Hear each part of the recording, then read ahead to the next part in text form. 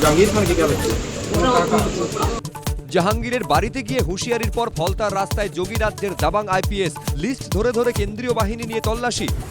ঘরে ঢুকে পুলিশ অবজারভারের হুমকি, পাল্টা জাহাঙ্গীর। तो फिर अच्छे से खबर लेंगे, फिर बाद में रोना पछताना मत। উনি যদি নিজেকে সিংহ মনে করে, আমরাও পুষ্পা।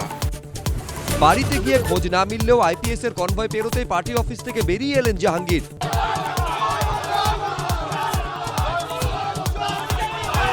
দ্বিতীয় দফা ভোটের আগে বেনজির পদক্ষেপ কমিশনের ময়দানে নামানো হলো এনআইএ কে। কসবা থেকে বারুইপুর, ভাঙড় থেকে বর্ধমান, যেখানে যেখানে বোমা উদ্ধার সেসব স্পর্শকাতর এলাকায় এনআইএ।